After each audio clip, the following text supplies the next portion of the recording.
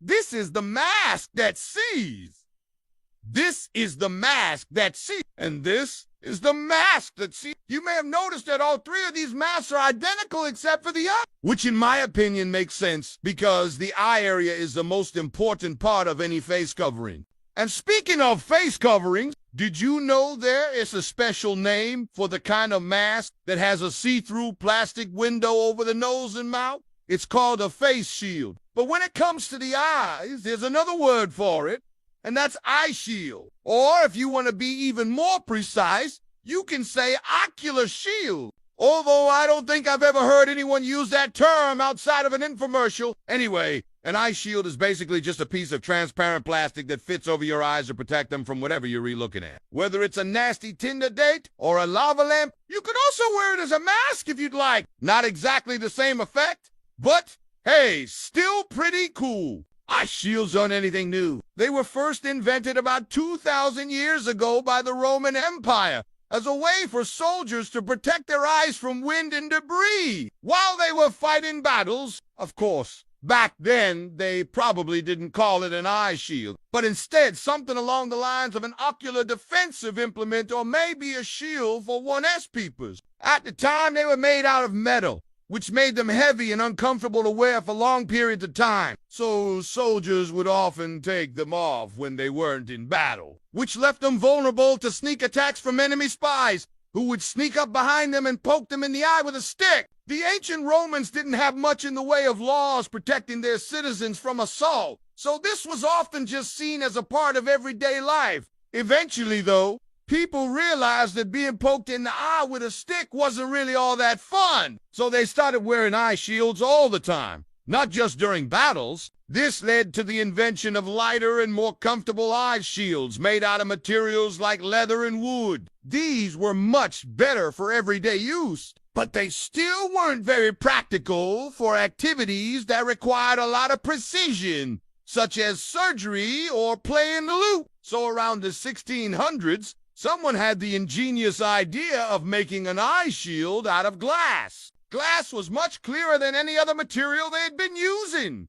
so it made for much better eye protection during surgery. In fact, it was so good that surgeons started wearing eye shields while performing operations, even if there was no risk of them getting poked in the eye. One particularly zealous surgeon even wore an eye shield while examining a patient's eye with a needle. I mean, hey, if you're gonna go all out, you might as well go all out, right? But despite the benefits of glass eye shields, they never really caught on as a fashion accessory. Most people still preferred to cover their eyes with hats or scarves, which is why we don't see many paintings from before the 1800s showing people wearing eye shields. Occasionally, though, an artist would include them in a portrait to show that the person was a wealthy collector of fine art. Yeah, that's right. Back then, owning an eye shield was like owning a pair of Ray-Bans. Only rich people had them because they were expensive and useless. But unlike Ray-Bans,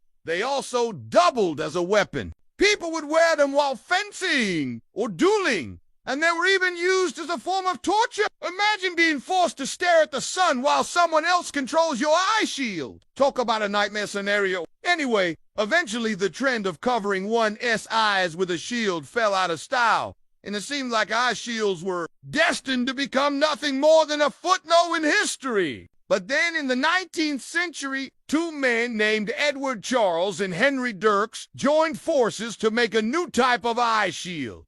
It was called the goggles.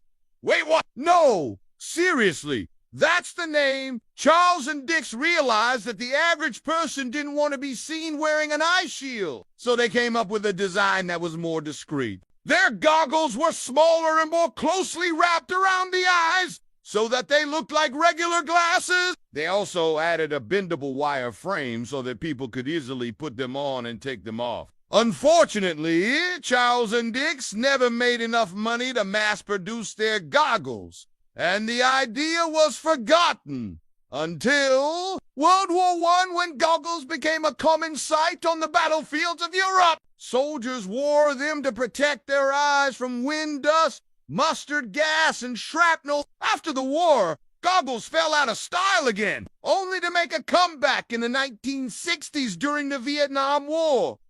Goggles are worn by everyone from motorcycle enthusiasts to swimmers to people working in hazardous environments. And thanks to their flexible frames, they are also a popular choice for those who want to add a little extra protection to their peepers. And now for the moment you've all been waiting for. The part where I tell you about the world's most advanced mask that sees. Well, it's actually pretty simple. It's just a VR headset. Okay, I know. I promised you the world's most advanced mask that sees. And all I have to show you is a pair of goggles that plug into a computer. But hear me out. If you think about it, this is literally the definition of a mask that sees. You wear it and it shows you what's around you. Plus, you can interact with what you see, making it an even more immersive experience than regular old eye shields. The best part is that unlike eye shields, VR headsets are actually useful.